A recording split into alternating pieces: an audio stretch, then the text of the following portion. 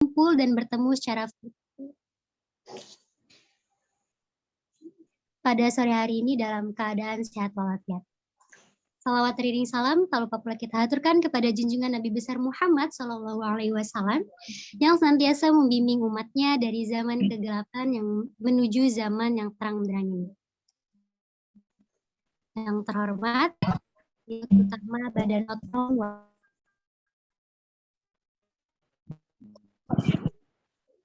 yang terhormat Badan Pengurus Harian Wakil Fisik Musli beserta jajarannya, serta yang saya cintai dan yang saya banggakan teman-temanku sekalian.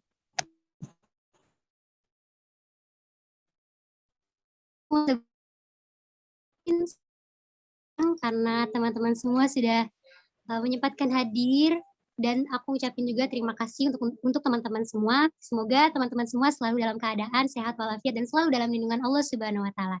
Amin.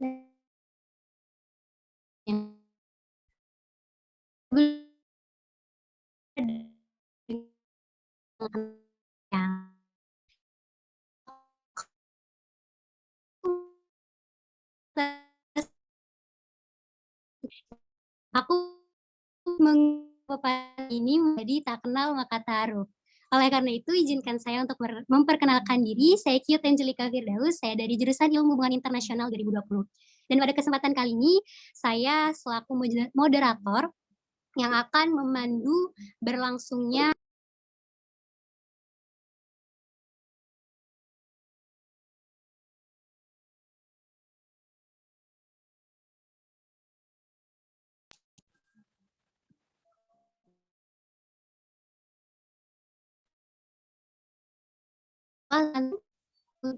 mulai acara kita pada sore hari ini, alangkah baiknya kita mengucapkan lafaz basmalah. Bismillahirrahmanirrahim. Baik, untuk memasuki acara yang selanjutnya yaitu pembacaan kalam ilahi yang akan dibacakan oleh saudara Fajar Mulyawan. Kepada saudara, waktu dan tempat dipersilahkan.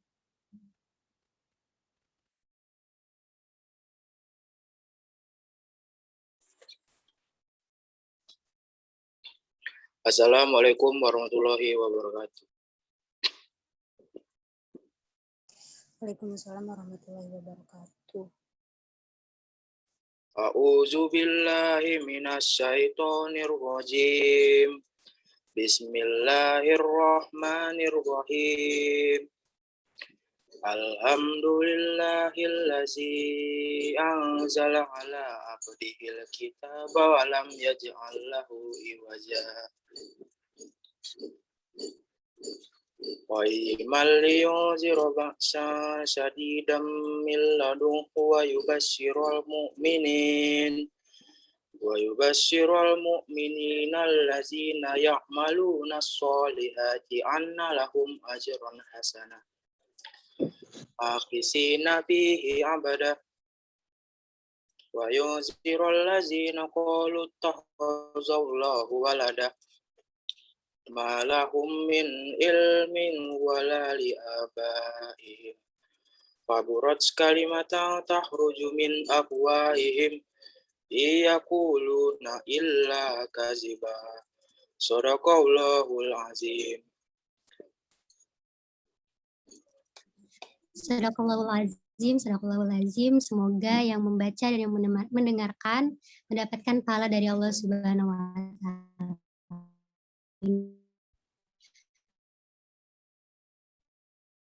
Acara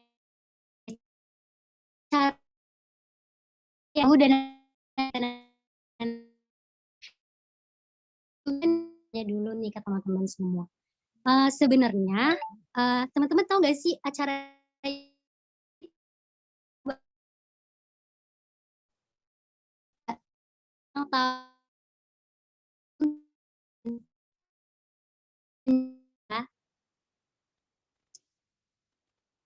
Kalau teman-teman ada yang tahu acara ini bakal ngobrolin apa?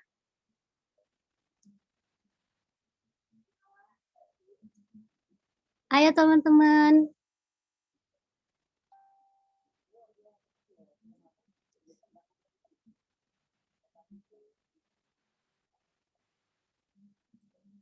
Oke, kayaknya teman-teman ini masih pada malu-malu semua ya. sedih banget, nggak ada yang oke, langsung aja deh Cute kasih tahu daripada menghabiskan waktu yang cukup lama. Jadi teman-teman, Cute kasih spoiler sedikit bahwa acara kita kali ini kita bakal ngebahas atau ngobrolin tentang kerelawanan dan kemanusiaan. Wah, sungguh kayaknya ini sebuah topik yang sangat menarik sekali ya untuk dibahas, teman-teman. Tapi aku mau nanya lagi nih tentang ngomong-ngomong tentang masalah kemanusiaan dan kerelawanan. Kira-kira siapa sih yang bakal ngisi acara kita sore hari ini? Teman-teman bisa nebak nggak siapa? Oke, kayaknya benar-benar nggak ada yang bisa nebak juga nih siapa pemateri kita sore hari ini. Oke, tentunya pemateri kita sore hari ini tentunya ada 2 orang hebat dan 2 orang yang keren-keren banget yang bisa menginspirasi kita semua. Itu pemateri kita yaitu yang pertama ada Kak Bahrul dan yang kedua yaitu ada Kak Anissa. Tapi untuk pemateri yang pertama kali kita akan mendengarkan penyampaian pemaparan materi dari Kak Bahrul terlebih dahulu. Tapi ngomong-ngomong soal Kak Bahrul Arkani ini, beliau merupakan seorang CEO Satu Amal Indonesia. Wah, keren banget CEO. Kalau dengar kata CEO ini bener-bener kayak aku dengarnya tuh kayak wah kayak di Wattpad gitu kan, kayak di novel-novel gitu kan, seorang CEO pasti keren banget deh ini. Oke, tanpa langsung berlama-lama lagi dan mengingat waktu yang semakin sedikit, langsung aja kita sapa dulu sebelum kita sapa dulu ya Kak Bahrul Alkaninya. Halo Kak Bahrul. Halo. Halo, Assalamualaikum. Waalaikumsalam. Waduh, gimana nih Kak Bahrul kabarnya? Iya. Oke. Apakah Kak Bahrul mendengar suara saya? Ini Kak Bahrul masih off cam ya ini ya?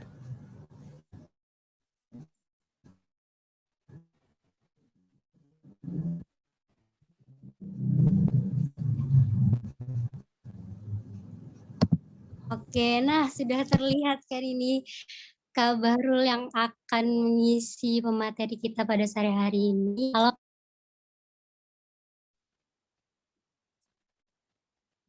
sepertinya terkendala sinyal ya teman-teman.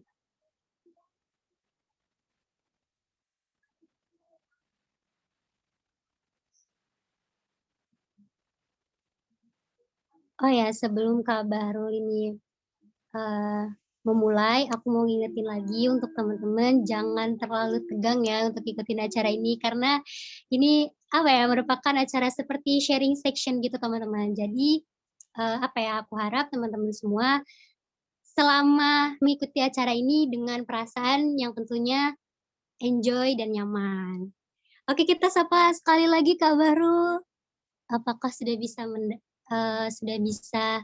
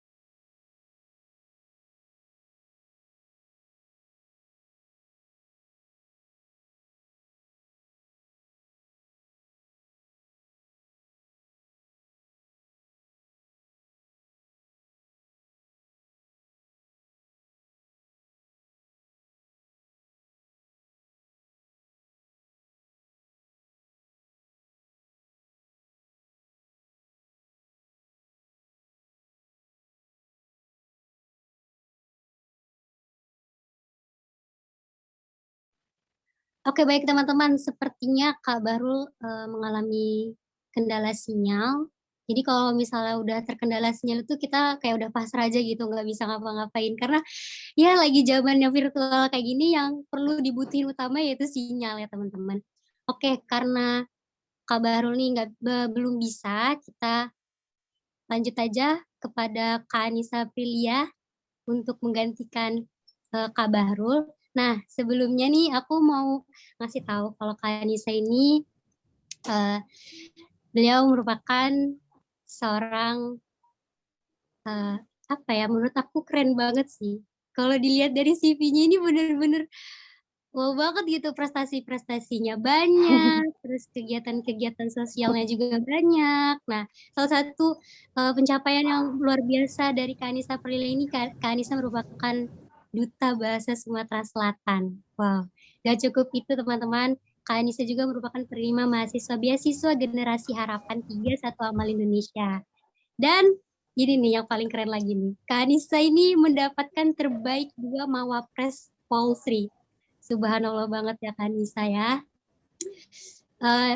Merupakan sosok yang sangat menginspirasi bagi kita semua ya teman-teman. Oke, langsung aja tanpa basa-basi lagi. Halo Kak Anissa.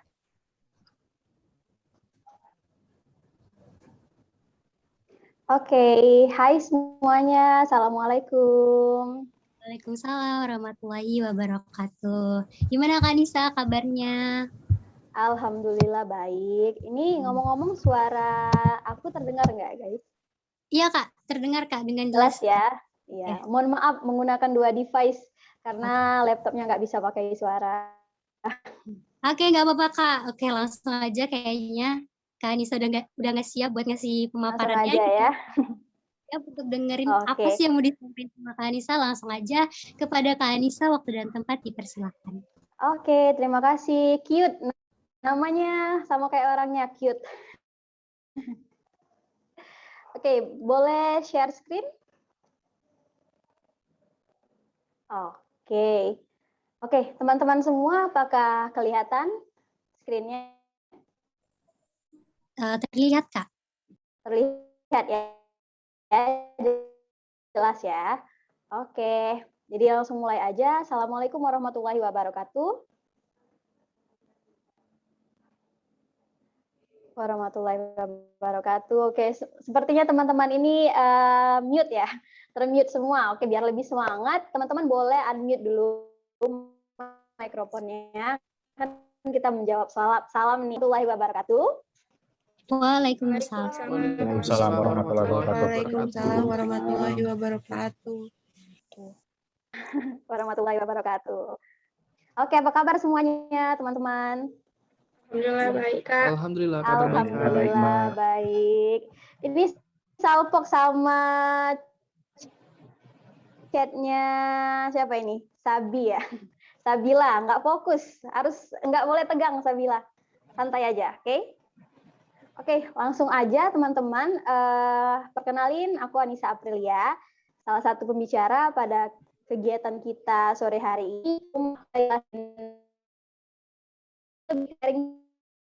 Ada yang namanya berbicara, nggak ada yang namanya mendengar, kita semua itu teman, lebih ke sharing session aja.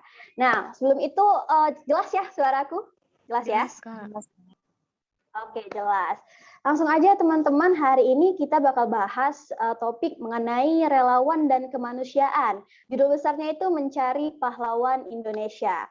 Melihat dari judul besarnya, aku jadi ingat buku dari salah satu influencer di Indonesia, Bapak Anies Mata. Di situ dia mempunyai salah satu quotes yang menurut aku tuh luar biasa banget quotes-nya. Bentar ya. Oke. Ini dia quotes-nya.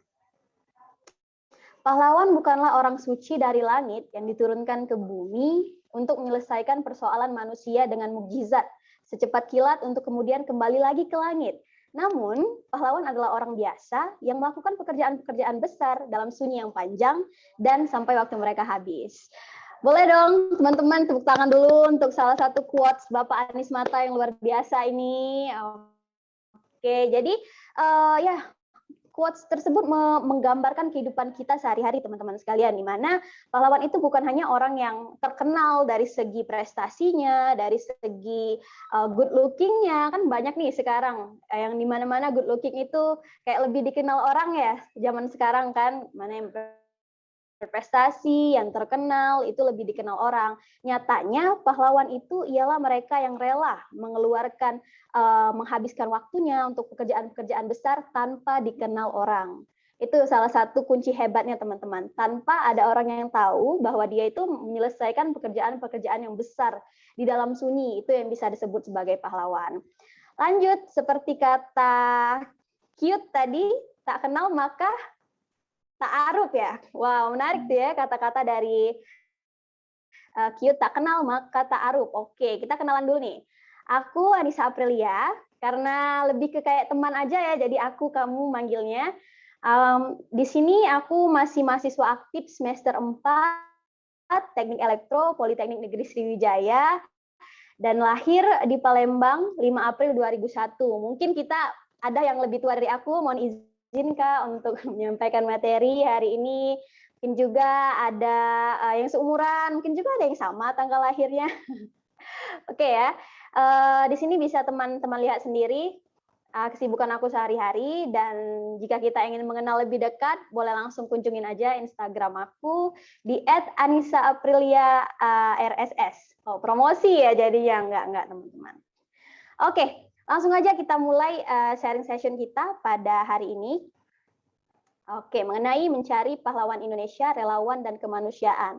Oke, teman-teman sekalian, sehari-hari kita sering menjumpai pertanyaan besar ya, pertanyaan besar yang ada di benak kita. Mengapa sih kita perlu untuk menjadi seorang relawan? Mengapa nggak jadi seorang kutu buku aja, atau menjadi seorang blogger, YouTuber, banyak pekerjaan yang menghasilkan uang lebih banyak dan juga tidak menghambat waktu kita kan, seperti YouTuber, beauty, vlogger ya, kayak yang lagi zaman sekarang. Nah, mengapa kita perlu untuk menjadi seorang relawan? Oke, first reason. Ini alasan yang pertama teman-teman sekalian.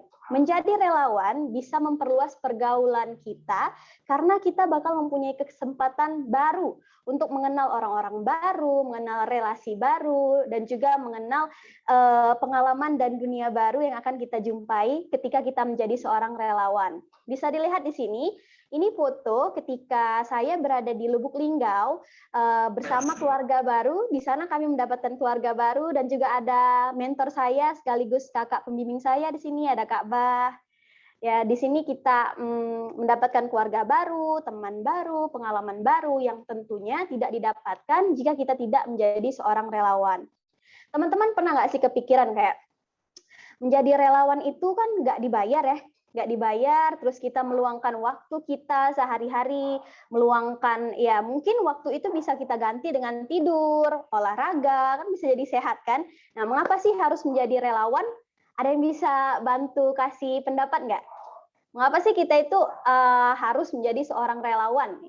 Coba aku mau dengar dari yang paling fokus, paling cantik hari ini, ada Despi. Halo Despi. Halo Despi, boleh nggak sih aku minta pendapatnya, kenapa sih Despi itu berminat atau ingin menjadi seorang relawan? Sebelumnya aku juga sering ikut-ikutan kegiatan relawan, dan aku tuh ikutan kegiatan ini selain aku bisa bahagia, terus lihat orang lain bahagia juga, gimana ya rasanya kayak nggak bisa dideskripsiin itu Kak. Ikut bahagia juga pokoknya. Benar-benar luar biasa sekali. Tepuk tangan dulu dong untuk Despi. Ya, benar sekali. Terima kasih Despi untuk pendapatnya. Ketika kita menjadi seorang relawan, kita itu juga merasa bahagia. Ada sesuatu something which is fulfilled in our heart. Ada sesuatu yang terpenuhi, kayak kepuasan batin. Benar nggak Despi? Benar kan? Ada kepuasan batin tersendiri ketika kita melihat senyum orang yang kita bantu, orang yang kita ajarkan hal-hal baru, orang yang kita berikan mindset baru, itu ada kepuasan batin tersendiri. Jadi benar kata Despi, ketika kita menjadi seorang relawan, kita itu menjadi happy. Dan ketika kita happy, kita terhindar dari stres, dan so pasti kita bakal menjadi orang yang sehat, jasmani dan juga rohani. Ya. Oke, selanjutnya alasan kedua, mengapa sih kita harus menjadi seorang relawan? Ini dia. Yang kedua adalah dengan menjadi seorang relawan, kita bisa melihat perspektif baru yang sebelumnya belum kita ketahui. Benar teman-teman sekalian ya, dengan menjadi seorang relawan, berkaca juga dari pengalaman-pengalaman yang sudah aku lewatin, mungkin belum seluas dan selebar pengalaman Kak Ba yang sudah bertahun-tahun berkecimpung di dunia relawan. Di sini aku baru kurang lebih 1 tahun teman-teman berkecimpung di dunia relawan. Namun pengalaman dan mindset baru, perspektif baru itu sudah sangat luas sekali didapatkan dari dunia relawan ini. Itulah sebabnya teman-teman penting bagi kita untuk mencoba untuk berkecimpung langsung di dalam dunia relawan. Karena kenapa? Karena pengalaman itu sesuatu hal yang mahal kan. Pengalaman itu dan perspektif baru, mindset baru itu sesuatu hal yang mahal dan sulit untuk dibeli dengan uang. Benar nggak teman-teman sekalian? Oke, boleh nih aku mau nanya ke Sabila Bintara. Sabila Bintara. Oke, boleh di open mic Sabila? Kelihatannya dari tadi senyum-senyum ya, semangat banget nih. Oke, Sabila boleh open mic? Oke, udah siap nih kayaknya. Oke, Sabila masih malu-malu nih, atau kita oper ke Kak Khoirul Salim. Oke, Kak Khoirul Salim, boleh di open mic dulu buat sharing-sharing kita. Halo, Oke, Mbak. hai, halo. Apa kabar Kak Khoirul hari ini? Baik, alhamdulillah. Baik, oke.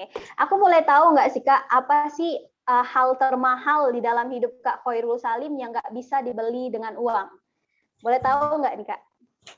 Kebahagiaan. Kebahagiaan, oke. Apa ada lagi Kak selain kebahagiaan?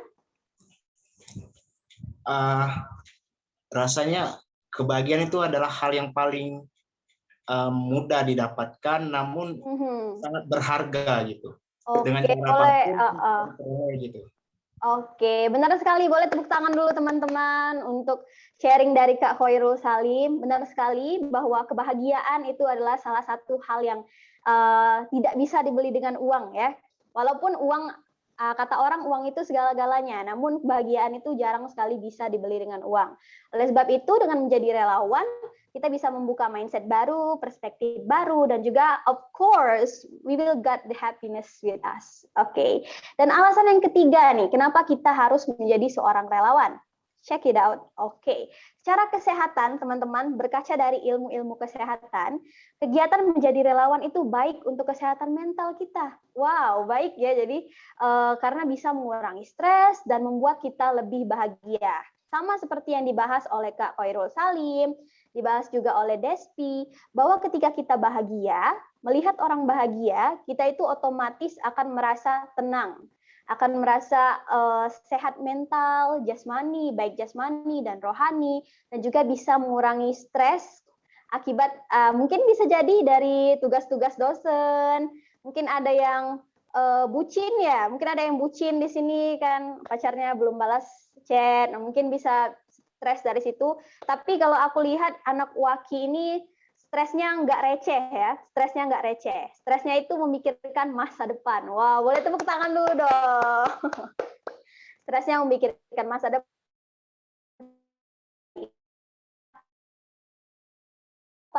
Biasa sekali.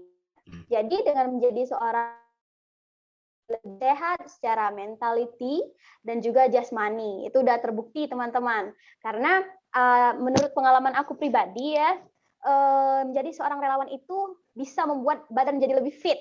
Kan setiap hari kita pergi untuk mengajar. For your information, di sini kegiatan relawan aku itu mengajar di Sekolah Pinggiran Sriwijaya yang dinaungi oleh Satu Amal Indonesia, dan kebetulan di sini kita telah hadir CEO-nya ya Kak Ba. Boleh tepuk tangan dulu untuk Kak Ba, CEO Satu Amal Indonesia dan penggagas Sekolah Pinggiran Sriwijaya. Boleh teman-teman jika kepo dengan Sekolah Pinggiran Sriwijaya, boleh langsung aja dicek Instagramnya ya, Sekolah Pinggiran Sriwijaya. Itu sekolah untuk anak-anak prasejahtera di kawasan TPA 2 Karyajaya, tepatnya di Kertapati Ujung near Musi 2. Nah, di situ sekolah non formal yang lebih menjurus kepada soft skills bahasa Inggris, soft skill tentang behavior baru yang didapatkan oleh anak-anak di situ. Dan teman-teman juga bisa bergabung, nanti ada opreknya ya. Oke, next. Mengapa kita perlu menjadi seorang relawan? Oke, next slide. Ini alasan yang keempat, teman-teman sekalian. Oke, ya, menjadi relawan juga menjadi nilai plus untuk prospek kerja kita nanti. Oke, aku boleh minta sharing-sharing dari siapa ya? Oke, dari Era Wahyuni Safitri. Boleh di open mic dulu, Kak Era. Oh, cantik sekali ya Kak Era hari ini. Oke, Kak Era. Boleh tahu Kak Era dari jurusan apa, Kak? Sebenarnya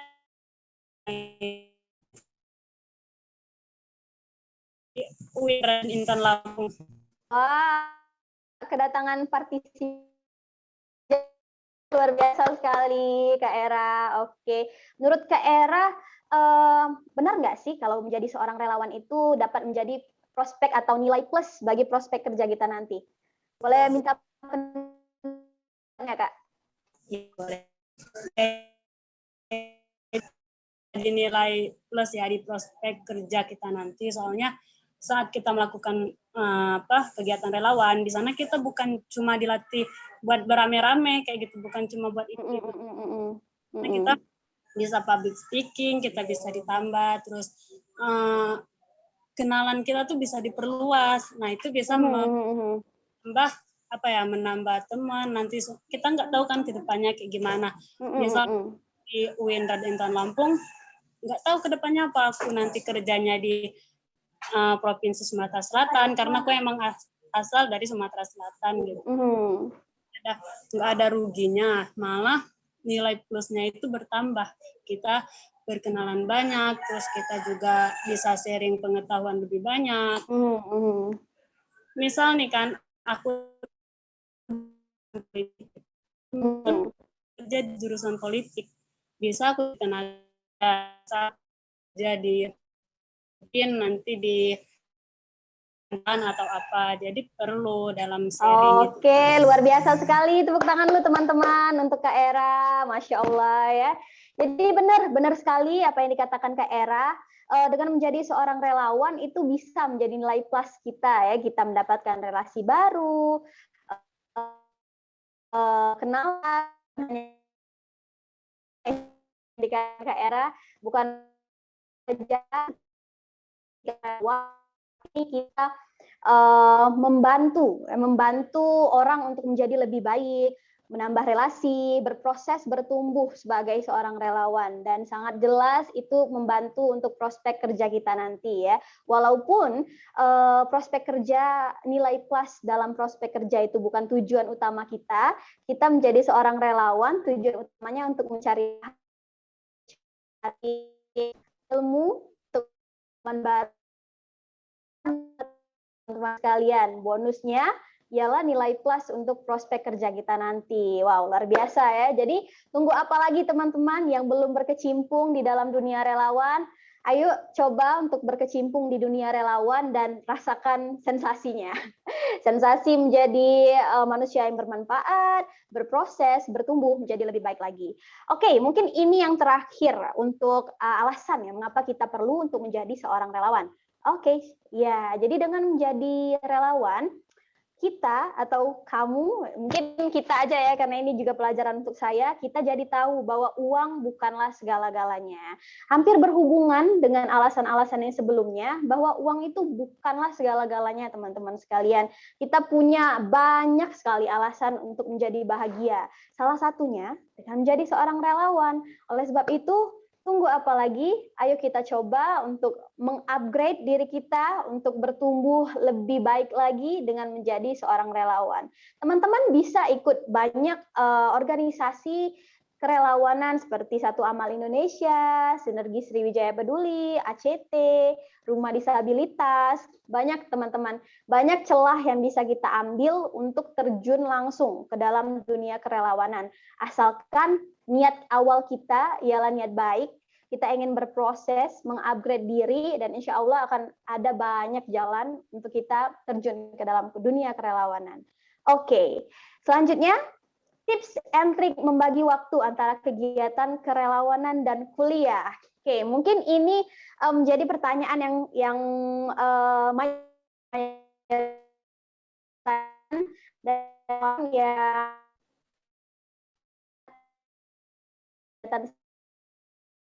bagaimana sih cara membagi waktu organisasi dan kerelawanan sebagai contoh. Saya ikut Dubas kan, Duta bahasa antar organisasi net dan juga iya. Oke, ini tipsnya teman-teman sekalian. Oke, yang pertama itu kita harus membuat skala prioritas. Kita semua tahu teman-teman bahwa prioritas utama kita itu adalah kuliah. Teman-teman setuju atau enggak? Kalau prioritas utama kita itu kuliah, setuju atau enggak? Kalau setuju, tangannya sip dong, sip. Oke, sip ya. Jadi emang benar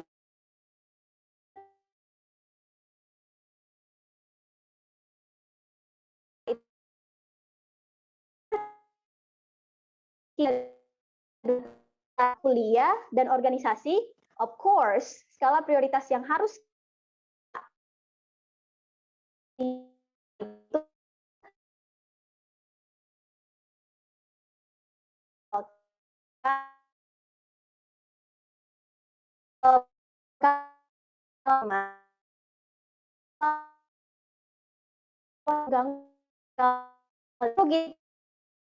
banyak positive vibes yang akan membuat kita lebih lancar luncur ya kuliahnya ya. Banyak juga contohnya yang mendapatkan IPK 4,1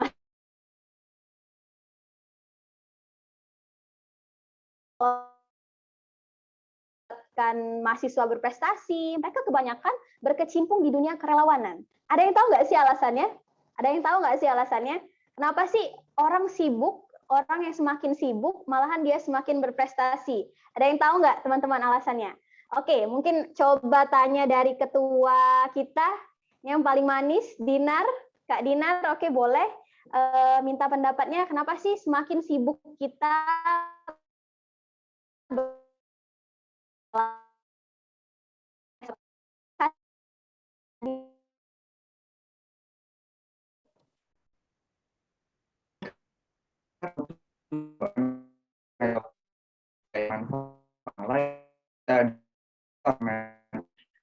kita lebih semangat lagi belajar itu ya memang berat tetapi kalau misal kita sudah terbiasa insya Allah itu pasti akan ya, niat baik aja dulu. Oke, siap dong.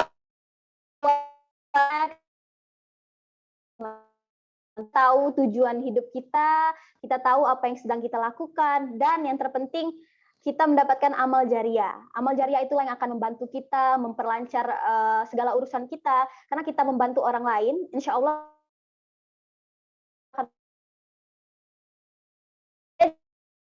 itu konsisten ya teman-teman. Konsisten di sini yang dimaksud adalah ketika kita memilih suatu organisasi, kita harus konsisten di organisasi tersebut. Jangan ketika kita ingin memilih suatu organisasi nih, contohnya memilih bahasa, nanti mau ikut lagi duta genre.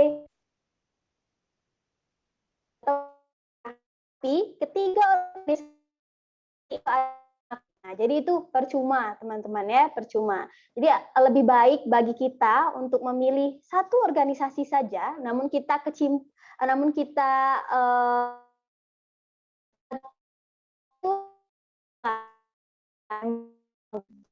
jadi kalau kita sudah berkecimpung di satu organisasi itu harus konsisten. Mungkin misalnya nih Dinar menjabat sebagai ketua WAKI, itu jangka waktunya 1 tahun ya kalau nggak salah, 1 tahun. Nah, jadi di dalam 1 tahun ini Dinar harus konsisten dulu di WAKI, give the best ya. Setelah itu baru boleh berseluncur lagi di organisasi yang lain. Oke, sama seperti tips yang ketiga, itu cermat memilih organisasi. Kita tahu kan sekarang ini banyak sekali organisasi baru, organisasi yang bisa dibilang baru ingin merintis ya. Namun hal yang terpenting teman-teman, ketika kita memilih suatu organisasi, pilihlah organisasi yang semakin mendekatkan kita kepada Allah, semakin mendekatkan kita kepada Tuhan kita. Ketika kita memilih suatu organisasi, ketika kita bingung untuk memilih suatu A dan organisasi B. Kita bingung nih, keduanya sama-sama bagus, keduanya sama-sama membuat kita bertumbuh, berproses menjadi lebih baik. Namun ada satu hal yang harus menjadi pertimbangan kita.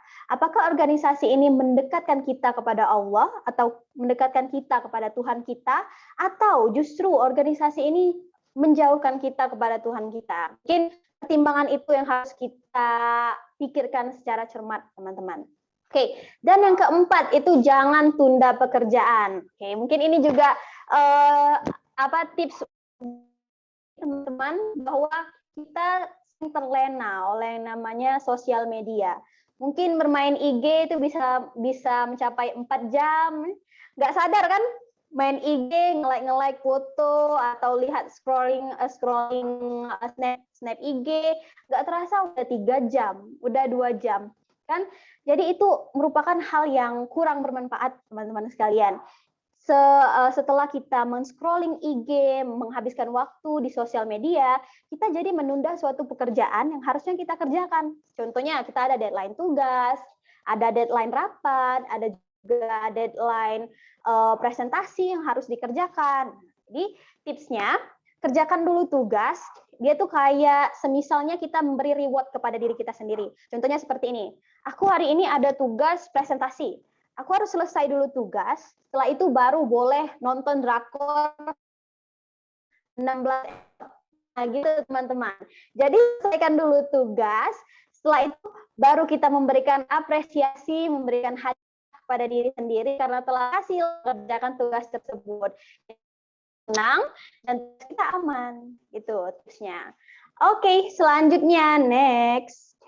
Yang kelima adalah disiplin pada di waktu ini hampir sama dengan jangan menunda pekerjaan, di mana waktu itu terus berjalan, nggak terasa sekarang kita semester 2, semester 4, nggak terasa 1 tahun lagi atau 2, dan mungkin hal-hal yang kita lakukan semasa kuliah itu belum sesuai ekspektasi kita, belum sesuai dengan apa yang kita bayangkan ketika kita menginjak bangku SMA.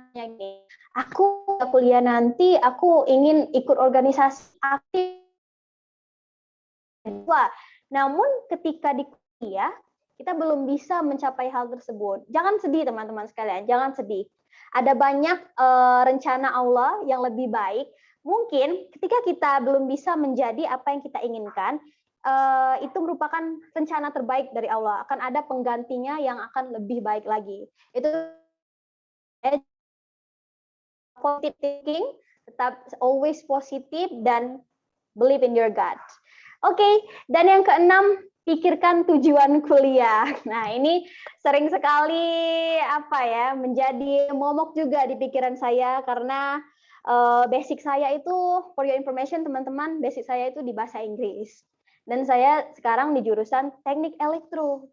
Itu sangat kontradiktif teman-teman sekalian ya. Mungkin ada yang senasib dengan saya, sangat kontradiktif teknik elektro dan bahasa Inggris.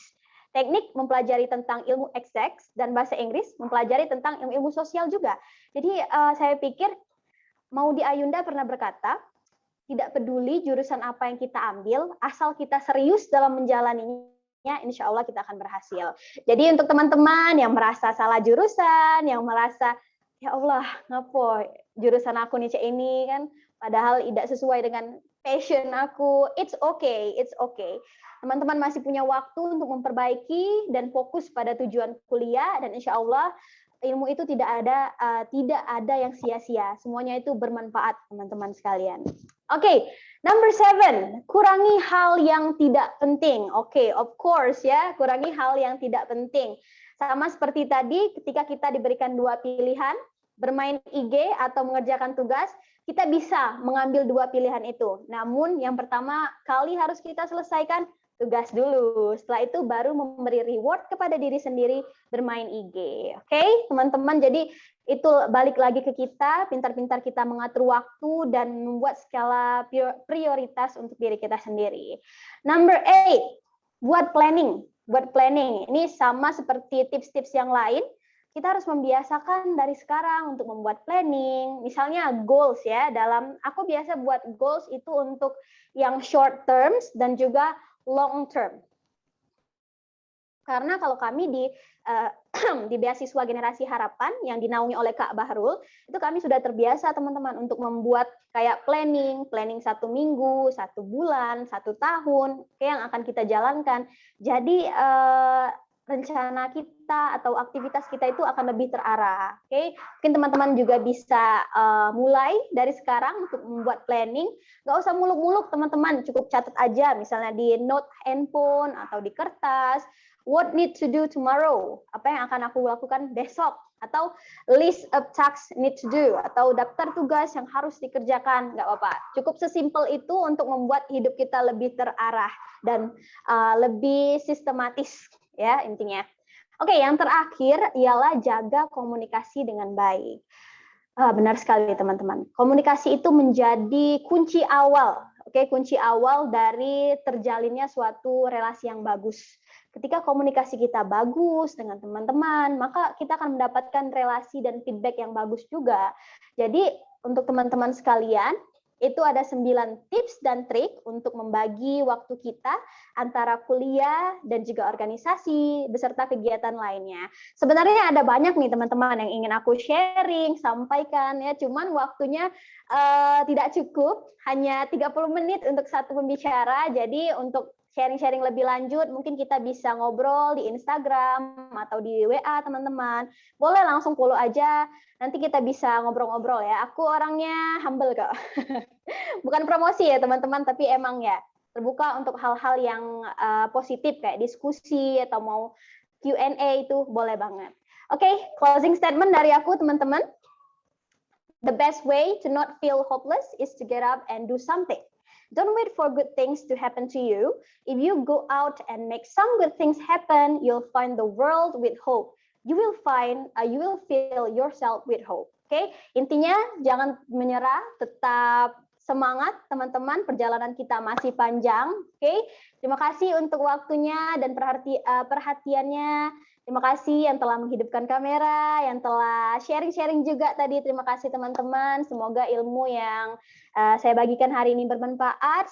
Mohon maaf apabila terdapat kesalahan dalam berkata, kepada Allah saya mohon ampun. Saya akhiri, tetap semangat. Wabillahi taufiq wal hidayah. Wassalamualaikum warahmatullahi wabarakatuh. Waalaikumsalam. Terima kasih juga kami ucapkan kepada Kani yang sudah menyempatkan waktunya untuk memberikan ilmu yang sangat luar biasa, mulai dari alasan kita untuk menjadi seorang relawan dan tips dan trik kita untuk membagi waktu, di mana ini nih kayak tips dan trik ini nih kayak benar-benar sangat dibutuhkan banget sih mahasiswa, karena menurut aku tuh kayak susah gitu loh kan untuk membagi waktu antara kuliah maupun organisasi maupun kegiatan-kegiatan yang lainnya. Terima kasih Kak. Kami sama-sama. Oke, langsung aja kita masuk ke materi yang kedua, yaitu yang akan disampaikan oleh Kak Bahrul Arkani. Kepada Kak Bahrul, waktu dan tempat dipersilakan. Oke. Baik teman-teman sekalian, bismillahirrahmanirrahim. Assalamualaikum warahmatullahi wabarakatuh. Waalaikumsalam warahmatullahi wabarakatuh. Alhamdulillahirabbil alamin. Assalamualaikum rasulahu bil huda wa dinil haq liyuzhirahu 'ala dinil kulli wa kafa billahi shahida. Asyhadu an la ilaha illallah wa asyhadu anna Muhammadan abduhu wa rasuluh la nabiyya ba'da. Qala ta'ala fil kitabil Qur'an karim. Bismillahirrahmanirrahim. Iyyaka na'budu wa iyyaka nasta'in. Shadaqallahu azim. Baik, alhamdulillah teman-teman sekalian, segala puji syukur kita panjatkan kepada Allah Subhanahu wa taala, Rabb semesta alam, di kesempatan sore hari yang cukup mendung. Kalau di sini di tempat saya cukup mendung, habis hujan tadi kita bisa bertemu via virtual dalam agenda yang sangat luar biasa, diinisiasi sama teman-teman LDF Waki dan juga kepengurusannya.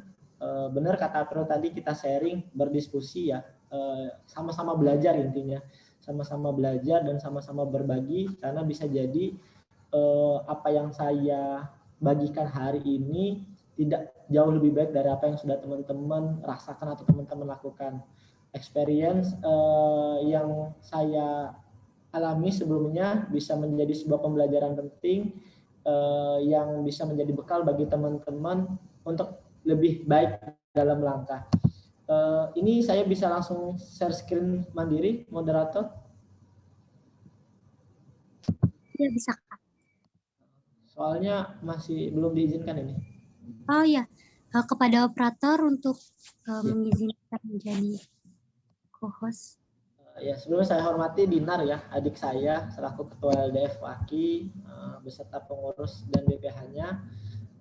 Ada juga adik saya tercinta Miss April, jadi kita sering memanggilnya Miss karena memang basically dia menjadi panutan kami terutama dalam speak in English.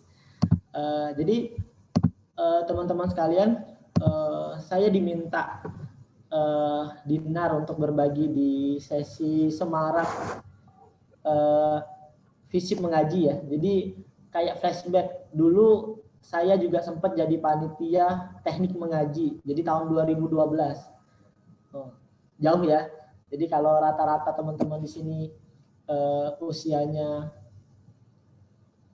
20, 19, saya mungkin jauh di atas teman-teman. Jadi temanya itu aksi kerelawanan dalam konteks mencari pahlawan Indonesia. Saya sedikit modifikasi, bukan mencari pahlawan Indonesia tapi menjadi pahlawan Indonesia. Karena ketika mencari bisa jadi kita tidak menganggap diri kita menjadi bagian dari proses pembentukan. Tapi ketika kita berpikir bagaimana menjadi, maka ada sebuah proses, keinginan, dan juga sebuah acuan yang menjadi langkah gerak kita untuk bisa sama-sama bergerak. Dalam hal ini, dalam konteksnya menjadi pahlawan Indonesia dalam aksi dan gerakan sosial kemanusiaan. Izinkan saya mengutip sebuah ayat, Bismillahirrahmanirrahim, Iqra bismi rabbikal ladzi khalaq, khalaqal insana min 'alaq, Iqra wa rabbukal akram, alladzi 'allama bil qalam, 'allamal insana ma lam ya'lam. Jadi kalau kata Habib Ja'far itu, negara-negara maju itu kenapa mereka bisa maju? Karena kalimat dari ayat pertama dari wahyu Al-Quran ini, yakni Iqra. Bayangkan, mereka sebegitu maju, sebegitu modern dengan kalimat Iqra. Belum lanjut ke bismi rabbikal ladzi khalaq. Jadi ketika umat Islam, ketika kita seorang muslim mengacu pada satu ayat ini saja, Iqra bismi rabbikal ladzi khalaq, yakinilah kita akan jauh lebih maju dan jauh lebih berhasil mengikuti modernisasi kemajuan terutama dalam konteks peradaban Islam hari ini, teman-teman sekalian. Salam cinta untuk semua para pejuang. Saya yakin orang-orang yang hadir di sini adalah orang-orang terpilih. Semuanya dari Unsri, dari Waki, atau ada dari kampus lain?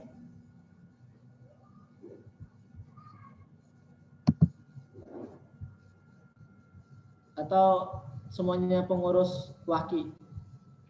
Ada kebanyakan dari Unsri, Kak. Ada beberapa juga dari universitas lain, alhamdulillah. Oke. Ini share screen saya terlihat ya? Terlihat, Kak. Oke, sedikit perkenalan.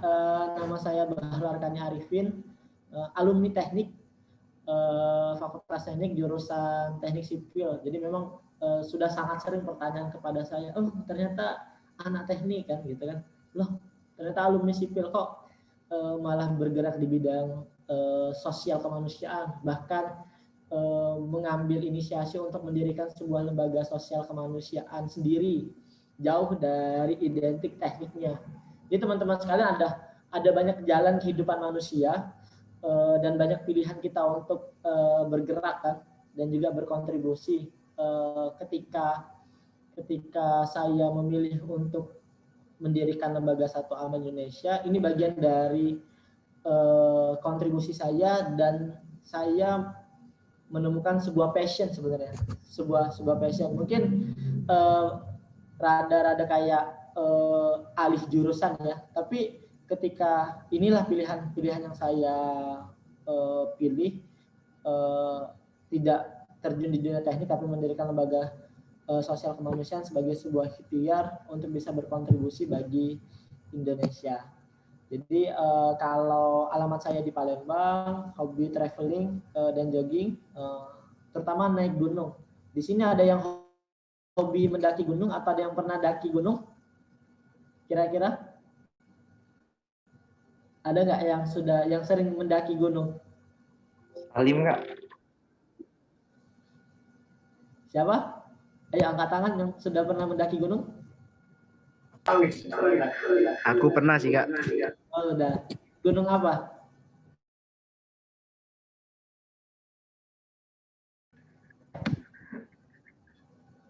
Iya.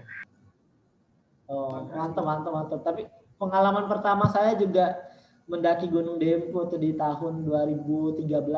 Alhamdulillah juga kemarin baru balik menginjakan kaki di gunung tertinggi Sumatera, Gunung Kerinci. Jadi untuk cowok-cowok lah terutama saya pesan setidaknya dalam hidup kalian satu kali lah mendaki gunung biar merasakan sebuah experience. Bahkan cewek-cewek juga lah karena banyak sekarang fasilitas dan juga sarana yang menunjang dan mendukung untuk mendaki gunung. Itu April udah tuh. Miss April itu kemarin Bukit Kabah kan. Sebuah experience baru juga karena beda. Ada banyak pengalaman ketika teman-teman berani untuk mendaki gunung. Aktivitas sekarang sebagai CEO Satu Amal Indonesia, ketua. Jadi Satu Amal Indonesia ini teman-teman saya sedikit kenalkan sebuah lembaga sosial kemanusiaan yang bergerak di bidang pemberdayaan masyarakat. Ikhtiar untuk bisa menjadi bagian dari sebuah kontribusi membantu masyarakat, memajukan dan juga mensejahterakan masyarakat Indonesia. Harapan terbesar saya mendirikan lembaga ini adalah bagaimana lembaga ini bisa besar secara kebermanfaatannya, besar secara kebaikan dia sebar, dan dia berasal dari kota Palembang, Sumatera Selatan. Nah, kalau aktivitas, saya pernah menduduki jabatan yang sama seperti Dinar, Ketua LDF Kalam FT Unsri di tahun 2013. Jadi mungkin teman-teman ada yang masih SMP ya ketika di tahun 2013, benar nggak? Atau ada yang masih SD? Rata-rata. Dinar kalau 2013 kelas berapa Dinar? Baru masuk SMP tuh, Kak. Baru masuk SMP ya. Setelahnya saya pernah menjabat sebagai ketua FSDK Sumatera Selatan dan juga founder dari CDCS, Democracy and Civilization Studies, dan aktivitas sekarang itu juga mengelola sebuah kedai kopi di Lunjuk Belah. Itu teman-teman sekalian. Jadi sedikit sharing hari ini. Kalau tadi banyak panjang lebar udah dijelasin sama April tentang kenapa kita menjadi relawan, saya kurang lebih akan menjelaskan banyak tentang filosofis dan nilai-nilai kenapa kita harus menjadi relawan, teman-teman. Lebih ke pertanyaannya itu kenapa kita, tadi teman-teman sudah mendapat jawaban kenapa kita harus menjadi relawan, tapi setelah kita mendapatkan jawaban itu, kita harus bertanya kembali ke pertanyaan yang lebih dalam. Untuk apa kita hidup? Jadi kan banyak orang yang hari ini resah, banyak orang yang hari ini gelisah, banyak orang yang hari ini galau, terutama anak-anak muda. Salah satu penyebab utamanya itu adalah dia belum menemukan goals, belum menemukan tujuan, belum menemukan arah kenapa dia hidup, kenapa dia melakukan sesuatu, kenapa dia berkuliah di jurusan sosial, misalnya kenapa dia kuliah di jurusan politik. Nah, teman-teman, kita sebagai seorang muslim hari ini harus memahami betul kenapa kita hidup dan apa fungsi kita hidup, karena ini menjadi bagian penting agar kita bisa bergerak, bisa hidup lebih baik lagi ke depan. Dalam Islam itu sudah jelas teman-teman sekalian, dalam Al-Quran menjelaskan 3 fungsi utama kenapa manusia hidup di dunia. Jadi kenapa Allah menciptakan kita di muka bumi. Sebenarnya ada 3 fungsi utama hidup di muka bumi. Ada terdapat dalam Quran surah Az-Zariyat ayat 56, terdapat dalam Quran surah Al-Baqarah ayat 30, dan dalam Quran surah Al-Imran ayat 104. Jadi yang pertama itu adalah Quran surah Az-Zariyat ayat 56. Wa ma khalaqtul jinna wal insan illa liya'budun, dan tidak kuciptakan jin dan manusia kecuali untuk beribadah kepadaku. Nah, jadi tujuan utama Allah ciptakan manusia di muka bumi adalah untuk beribadah kepada Allah Subhanahu wa taala. Apapun aktivitas kita, apapun kegiatan kita, apapun kerja-kerja kita, maka sejatinya tugas utama kita adalah untuk beribadah. Dan semuanya, semua aktivitas kita itu bisa kita bingkai dengan nilai-nilai ibadah. Dengan syarat apa yang kita lakukan itu hanya untuk mencari ridha Allah Subhanahu wa taala. Yang kedua, dalam Quran surah Al-Baqarah ayat 30. Allah ingin kita menjadi seorang pemimpin. Pemimpin di muka bumi. Baik itu memimpin diri kita pribadi dan juga memimpin masyarakat yang lebih luas. Dan yang ketiga, Quran surah Al-Imran ayat 104. Kuntum khairu ummatin ukhrijat linnas ta'muruna bil ma'ruf wa tanhauna 'anil munkar. Ya Allah ingin kita mencegah kepada kemungkaran, atau kalau bahasa kecenya itu menjadi seorang dai.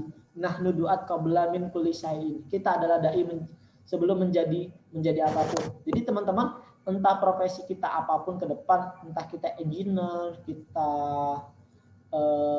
PNS, kita pengusaha, kita pilot, sejatinya kita adalah dai yang memiliki dari tiga tugas dan fungsi manusia Allah ciptakan di muka bumi. Saya menemukan satu kegiatan yang paling cocok sebagai bentuk aplikasi dari fungsi manusia Allah ciptakan di muka bumi, ialah kegiatan kerelawanan. Nah, jadi teman-teman sekalian, di kegiatan kerelawanan ini saya menemukan ketiga fungsi Allah ciptakan manusia di muka bumi dalam aksi-aksinya, dalam gerakan-gerakannya, dalam kegiatan-kegiatan, dan dalam kerja-kerjanya. Karena ketika kita menjadikan kegiatan relawan ini bernilai kebaikan, kita niatkan untuk mencari ridha Allah Subhanahu wa taala, maka dia bernilai ibadah. Ya, jadi kegiatan relawan ini menilai ibadah. Yang kedua, relawan ini bisa menempa kita menjadi seorang pemimpin. Jadi saya sedikit menambahkan dari tujuan April tadi, menjadi seorang pemimpin. Ya, karena banyak aktivitas, aktualisasi, produktivitas, bahkan dinamika, gesekan, problem yang teman-teman bakal rasakan ketika teman-teman ikut dalam aktivitas kerelawanan. Jadi kalau anak-anak muda saat ini menjauh, khawatir kalau dapat masalah, tidak dengan relawan teman-teman sekalian. Jadi kalau relawan itu orang yang mencari permasalahan, bahkan orang yang datang di tempat-tempat yang banyak masalah, karena di sanalah dia berproses dan juga berjuang untuk menjadikan permasalahan itu, problematika itu menjadi sebuah solusi yang bakal dia ikhtiarkan untuk membantu masyarakat. Nah, ini singkat teman-teman sekalian, infografis. Nah, jadi pada tahun 2020 kurang lebih ada 7,7 miliar masyarakat atau penduduk di dunia ini. Jadi 10% masih berada di bawah garis kemiskinan. Data di tahun 2018. Ya, jadi 705 juta jiwa penduduk di dunia ini masih di bawah garis kemiskinan. 413 juta jiwa ada di negara sub-Sahara di Afrika. Nah, 22%, 140 juta anak usia di bawah 5 tahun mengalami stunting, kekurangan gizi, pertumbuhannya tidak normal, dan permasalahan-permasalahan stunting lainnya. 55% dari populasi dunia tidak memiliki akses ke jaminan sosial. 2 dari 10 anak usia 6 sampai 17 tahun tidak bersekolah. Jadi kalau di Satu Amal Indonesia itu kita punya program namanya Sekolah Pinggiran Sriwijaya di TPA, tempat pembuangan akhir sampah Karyajaya. Di sana juga ada beberapa anak yang putus sekolah. Salah satu penyebabnya itu adalah pertama dari faktor ekonomi, yang kedua dari faktor keluarga juga, keluarga, dan juga motivasi dari anak-anak tersebut yang lebih memilih untuk karena kebutuhan keluarga, butuh ekonomi, uang, pada akhirnya mereka memilih bekerja daripada melanjutkan sekolah. 785 juta orang tidak memiliki akses ke air bersih. Jadi bayangin teman-teman, tahun 2020 kemarin saya survei ke pondok pesantren yang ada di wilayah Oku Timur dan juga di wilayah Oki. Ada 34 pondok pesantren yang kita kunjungi pada saat itu. Dari 34 pondok pesantren itu kurang lebih ada sekitar 23 pondok pesantren yang masih kekurangan air, bahkan mengalami krisis air bersih. Dan masih banyak lagi wilayah-wilayah masih kekurangan. Ini yang paling dekat di wilayah Sumatera Selatan. Itu teman-teman sekalian. Jadi ini 100 negara telah mengadopsi kebijakan yang mengukur konsumsi produksi berkelanjutan. Ini sudah ada 303 kebijakan instrumen yang dihasilkan secara global. Jadi ini berkenan dengan data-data Sustainable Development Goals, teman-teman sekalian. Ini kondisinya di Indonesia. Kalau tadi di dalam angka di dunia, ini angka di dalam konteks Indonesia. Jadi jumlah penduduk Indonesia di tahun 2020 itu berjumlah 269 juta. Ya, 9,2% penduduk hidup di bawah garis kemiskinan. Jadi kurang lebih 25,9 juta jiwa. Nah, anak Indonesia itu stunting, 77,8% itu masih kekurangan jaminan kesehatan, 1 dari 10 anak kita masih putus sekolah, kekurangan akses air bersih, dan masih banyak lagi teman-teman sekalian. Nah, itulah kenapa pada akhirnya dari semua permasalahan global, permasalahan yang terjadi di Indonesia yang saya paparkan tadi, perlu gerak bersama teman-teman sekalian. Perlu gerak bersama, perlu aksi nyata sama-sama minimal dari 3 sektor. Pertama, government sektor yang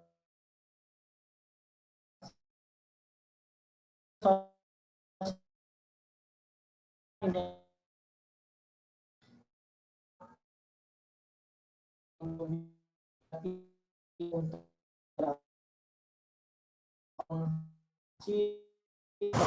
problematika yang ada.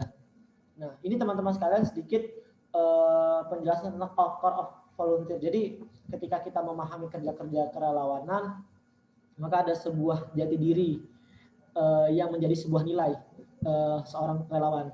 Jadi memang saya katakan relawannya adalah orang-orang yang mulia, orang-orang yang luar biasa, orang-orang yang memang istimewa, karena mereka bekerja dengan penuh keikhlasan. Karena relawan itu benar kata April tadi, tidak digaji. Bayangin ya kalau di satu amal Indonesia itu ada 96 relawan yang aktif. Luar biasa kalau lembaga harus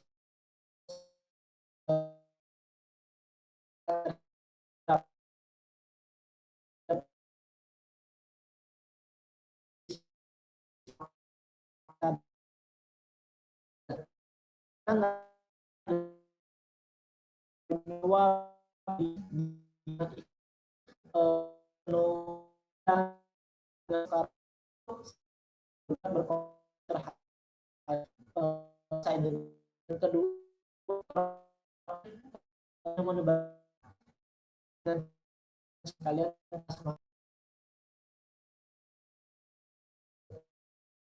dan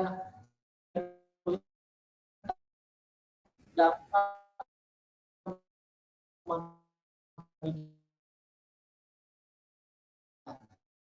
proses gimana yang baru maka yang tujuan kita pertama bagaimana kita bisa menciptakan social influencer, orang-orang yang memiliki pengaruh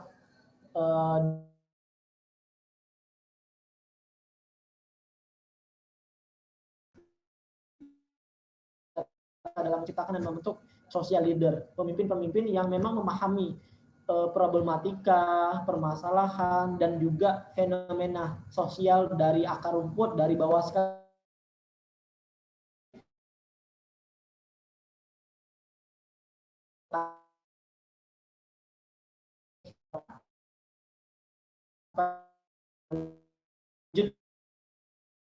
Jadi ketika ingin menjadi Indonesia dalam kondisi usia sibuk, apa yang dilakukan adalah bagaimana kita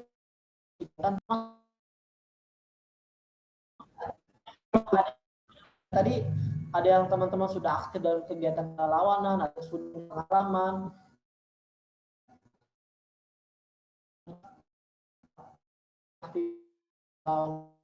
yang semangat. Kalau katakan komunitas memang lebih jadi teman-teman ikut dengan